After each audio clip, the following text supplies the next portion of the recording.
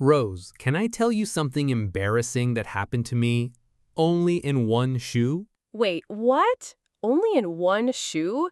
Jack, you have to explain that right now because I am already confused and a little worried for you. I will explain everything, but first, let me ask you something. Have you ever trusted a stranger at an airport who seemed very confident and later found out that person had no idea what they were talking about? Oh no, yes, and it almost cost me a flight to Lisbon. Okay, now I really want to hear your shoe story, and I think our listeners are going to want the full details too, because today we are talking about airports, and trust me, this episode is full of surprises. Welcome back to Rose and Jack Everyday English. We're so happy you're here with us again today. I really hope yesterday's episode helped you feel more confident with your English speaking. Today is day 13 of our 30-day B2 to B1 challenge, and our topic is English for traveling. Airports. If you have ever felt nervous or confused at an airport in an English-speaking country, this episode is for you. By the end of today, you will know exactly what to say at check-in, at security, at the gate, and even when something goes wrong. So grab your coffee, get comfortable, and let's start this everyday English conversation together. Right, so let's get right into it because we have a lot to unpack today. And trust me, after you hear what happened to me and to Rose, you will feel much better about your own travel mistakes because honestly, we have made every possible mistake you can make at an airport. Okay, Jack, I am not letting you skip the shoe story. Start from the beginning. Where were you, and why was only one shoe involved? All right. So this was about 3 years ago, and I was flying from Chicago to Denver for my cousin's wedding. I got to the airport with plenty of time, or at least I thought I did, because I always tell myself I have plenty of time, and I almost never actually do. I went through the check-in kiosk, printed my boarding pass, dropped my baggage at the baggage counter, and then I got in the security line. And Rose, this line was long. I mean, really long. Like it curved around 3 times before you even got close to the machines. Oh, I hate that feeling when you look at the line and your stomach just drops because you know it is going to take forever. Exactly that feeling. So I'm standing there, checking my phone every 2 minutes, watching the time get closer to boarding, and I start getting really anxious. Finally, I get to the front, and the security officer tells me to take off my shoes, my belt, my jacket, put my laptop in a separate bin, and empty my pockets.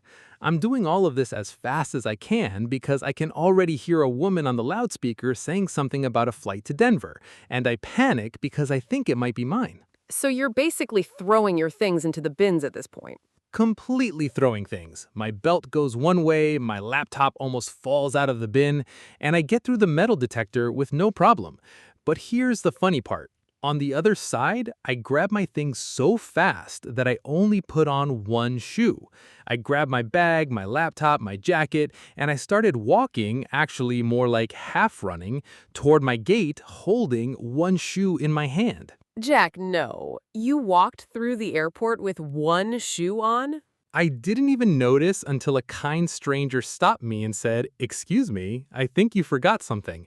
I looked down and just started laughing because there I was in the middle of a busy airport terminal, hopping around trying to put my shoe back on while people walked past me.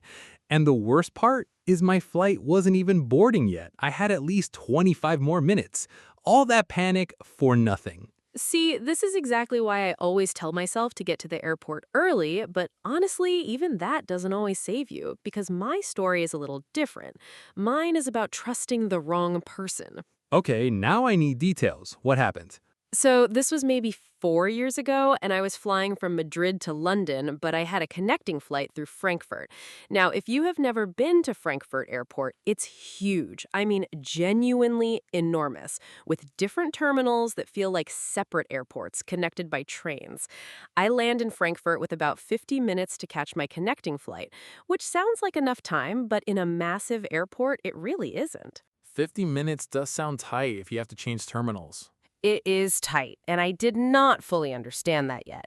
So I get off the plane, and I'm trying to read the signs, and everything is in German and English, but I'm so tired and stressed that I cannot process anything quickly.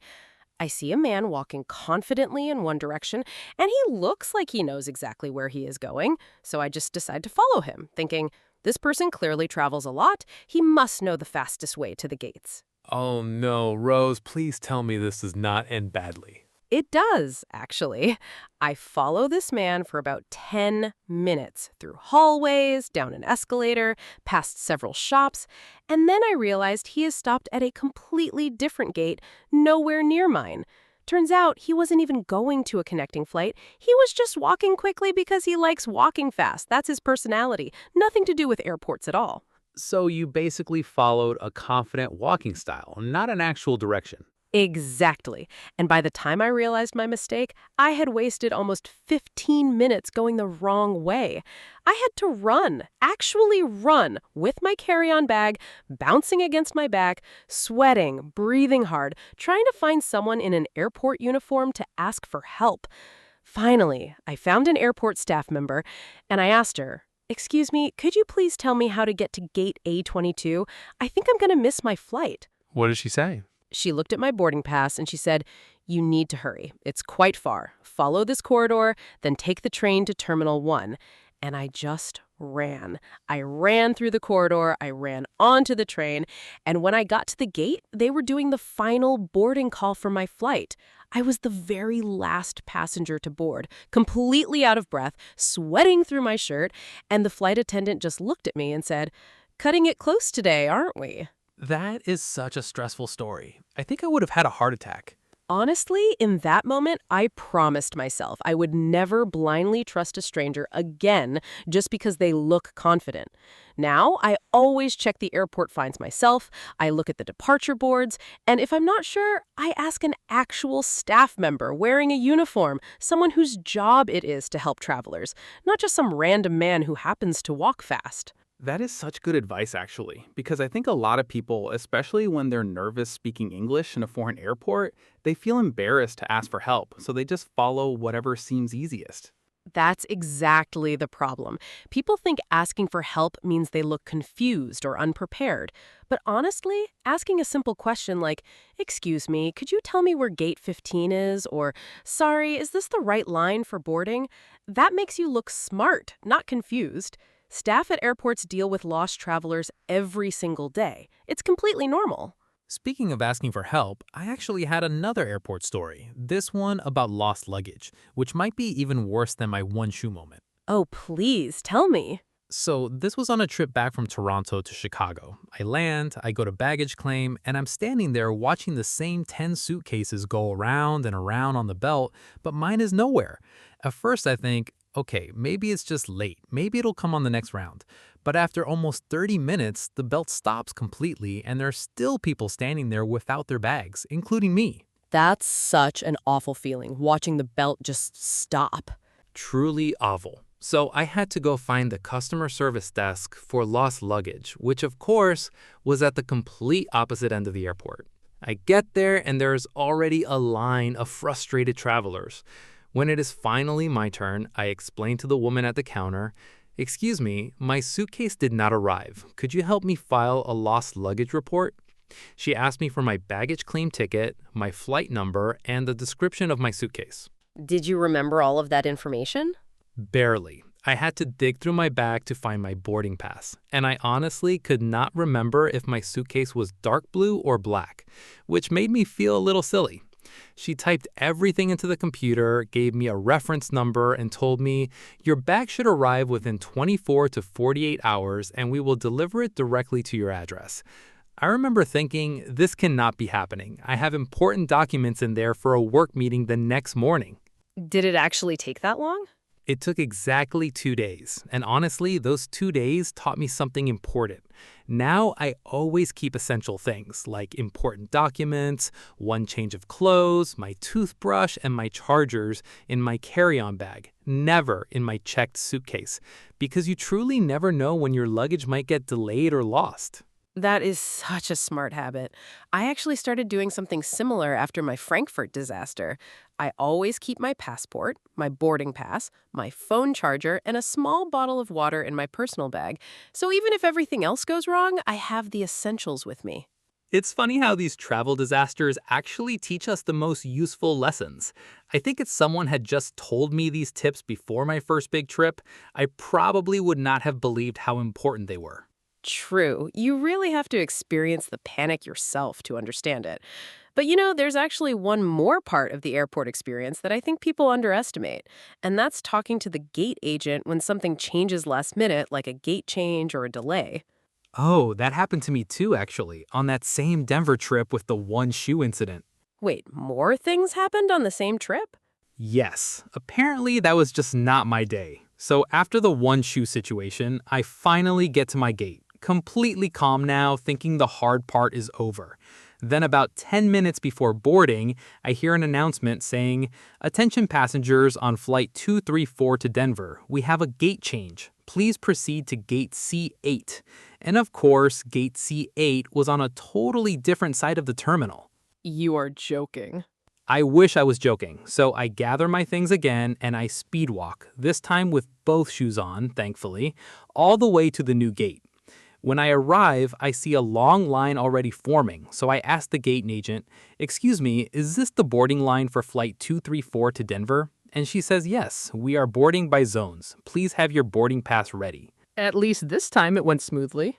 It did actually, and I realized something important that day. When there's a gate change or a delay, the airport staff are honestly trying their best to help everyone.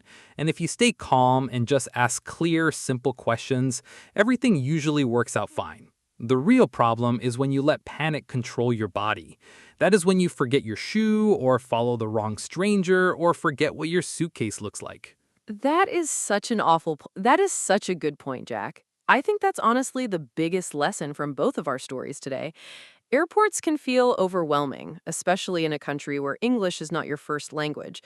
But if you know a few simple, useful phrases like, "Excuse me, could you help me find my gate?" Or, "Is this the right line for boarding?" Or, "My flight has been delayed, what should I do?" You can handle almost any situation with confidence. It did actually, and I realized something important that day. When there's a gate change or a delay, the airport staff are honestly trying their best to help everyone. And if you stay calm and just ask clear, simple questions, everything usually works out fine. The real problem is when you let panic control your body. That is when you forget your shoe, or follow the wrong stranger, or forget what your suitcase looks like. That is such a good point, Jack. I think that is honestly the biggest lesson from both of our stories today. Airports can feel overwhelming, especially in a country where English is not your first language. But if you know a few simple, useful phrases like, "Excuse me, could you help me find my gate?" Or, "Is this the right line for boarding?" Or, "My flight has been delayed, what should I do?" You can handle almost any situation with confidence. Absolutely. And honestly, the more you practice these little conversations, the more natural they become, which is exactly why we wanted to share these real stories with you today instead of just giving you a boring list of vocabulary words. Exactly, because that is what everyday English conversation is really about, using the right words at the right moment in a real situation, not just memorizing them from a textbook. Okay, Jack, before we finish today, let's slow down and look at some of the useful expressions we used in our stories, because I know a few of them are perfect for real airport situations. Good idea. Let's start with something simple. We both said the phrase, "Excuse me, could you tell me where gate 15 is?" or something similar, many times. This is a polite way to ask for direction from a stranger or an airport staff member. A common mistake learners make is saying only, "Where's gate 15?" which is not wrong exactly, but it sounds a bit too direct in English. Adding, "Excuse me, could you tell me?" makes it much more polite and natural. That's true. A more natural alternative is also, "Sorry to bother you. Do you know where gate 15 is?" Both are polite, and you can use either one depending on the situation. Next, we use the phrase, "Is this the right line for boarding?" several times. This simply means, am I standing in the correct queue to get on the plane? A common mistake is saying, "Is this line for board?" which is not correct grammar. Remember, boarding is the noun form here, so it should always be for boarding, not for board. Good catch. Another one we use a lot is, "My flight has been delayed." This means your flight is leaving later than planned. some learners make the mistake of saying, "My flight is late," which technically works, but delayed sounds more natural and more common in real airport English. You'll actually see this word on the airport screens too, so it's very useful to recognize. We also talked about a gate change, like when I said, we have a gate change, please proceed to gate C8. Gate change simply means the departure gate for your flight has been switched to a different location. Learners sometimes confuse this with flight change, which actually means something different. That would mean your whole flight itself has changed, not just the location inside the airport. Great point. Let's also review baggage claim, the place where you collect your suitcase after landing. Some learners say baggage claiming or claim baggage, but the correct expression is always baggage claim as a fixed phrase. You'll see this exact phrase written on signs in almost every airport in the world.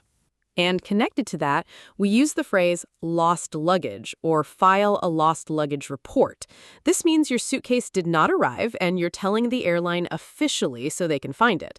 A common mistake is saying, my luggage is lost me, which is not correct English word order. The correct way is simply, my luggage is lost, or my suitcase did not arrive. Let's also talk about the phrase cutting it close, which the flight attendant said to me. This means you arrived at the very last possible moment, almost too late. It's a fun, natural expression that native speakers use often, and now you can use it too when you almost miss something. One more important one, checked suitcase versus carry-on bag. Checked suitcase means the big bag you give to the airline before your flight, and carry-on bag means the smaller bag you keep with you on the plane. Learners sometimes mix these up, so remember, checked goes under the plane, carry-on stays with you. And finally, connecting flight, which I explained with my Frankfurt story. This means a second flight you take after your first flight to reach your final destination. A common mistake is connection flight, but the correct phrase is connecting flight with ing at the end. Now let's talk about some common mistakes B1 learners make specifically at airports, because these little errors can actually cause real confusion. The first mistake is saying, "I want go to gate 12." This is incorrect because it's missing the word to before the verb go. The correct sentence is, "I want to go to gate 12." Many learners forget this small word, but it makes a big difference in sounding natural. Another common mistake is saying, "Where's my flight?" when someone actually means, "Where's my gate?" or "What time does my flight leave?" Flight refers to the actual trip in the airplane, not a physical location, so you cannot really ask, "Where's my flight?" in that way. Instead say, "What gate is my flight leaving from?" or "Is my flight on time?" A really common one, too, is confusing board and boarding. Learners often say, I am boarding the plane now, which is correct, but then they mistakenly say, the boarding start at 9, forgetting the S. It should be, the boarding starts at 9, or boarding begins at 9. Also, many learners say, "I have two baggages," but baggage is actually uncountable in English, just like luggage, so you should never add an S. The correct way is, "I have two bags," or "I have two pieces of baggage," or simply, "My luggage is heavy," without ever using baggages as a plural word. One more common mistake is saying, can you tell me where is the gate? Putting the question word order inside a longer sentence. The correct way is, can you tell me where the gate is? Keeping normal sentence order after where, since it is now inside another question. Jack, I think it would really help our listeners if we actually showed them a short, simple example, like a mini scene, so they can hear exactly what to say at the airport step by step. I love that idea. Let's do a quick role play. I'll be the passenger, and you can be the airport staff member at the check-in counter. Perfect. Okay, here we go. Good morning. Welcome. Can I please see your passport and booking confirmation? Good morning. Yes, of course. Here you are. Thank you. Are you checking any bags today or just carrying your bag on the plane? I have one suitcase to check in, and this small bag I will carry on with me. Perfect. Please place your suitcase on the scale here. Okay, that looks good. Here's your boarding pass, and your flight will be boarding from gate 22. Boarding begins at 10:30. Thank you so much. Could you also tell me how to get to gate 22 from here? Of course. Go straight through security, then follow the signs for gates 15 to 30. It should take about 10 minutes to walk there. Great. Thank you very much for your help. You're welcome. Have a wonderful flight. See, that was such a natural, simple conversation. And honestly, this is almost exactly the kind of thing that happens at every single check-in counter around the world. Exactly. And now let's do one more short example, this time at the boarding gate, where you might need to ask about a delay or a gate change. Okay, I will be the passenger again. Excuse me, is this the correct line for Flight 245 to New York? Yes, that's right. This is the line for Flight 245. May I see your boarding pass, please? Here you go. Also, I heard something about a possible delay. Is that true? Yes. Unfortunately, the flight is delayed by about 20 minutes due to weather conditions. We should begin boarding around 10:50 instead of 10:30. Okay, no problem. Thank you for letting me know. You're welcome. We appreciate your patience, and we will make an announcement as soon as boarding begins.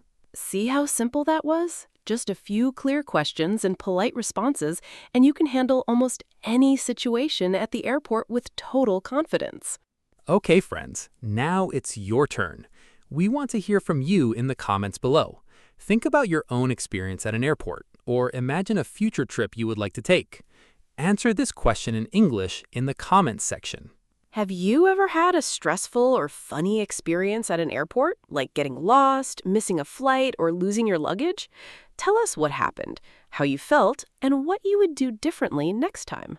Don't worry about making mistakes when you write your answer. This is everyday English conversation practice, and the goal is simply to practice speaking and writing naturally, just like Rose and I did today with our own stories. We read every single comment, and honestly, some of your stories over the past few weeks have been absolutely amazing.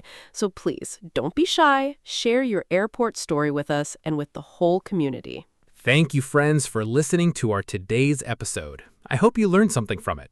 We really loved sharing our airport stories with you, from my one-shoe adventure to Rose's Frankfurt chase, and I hope these real situations help you feel more confident the next time you travel. Remember, learning English speaking is not about memorizing long lists of words. It's about hearing real conversations, real situations, and real mistakes, just like the ones we shared today. Don't miss tomorrow's episode, Day 14 of the B1 to B2 Challenge. Subscribe now so you don't fall behind on this everyday English conversation journey with us. See you tomorrow, friends. Keep practicing, keep speaking, and we will talk again very soon.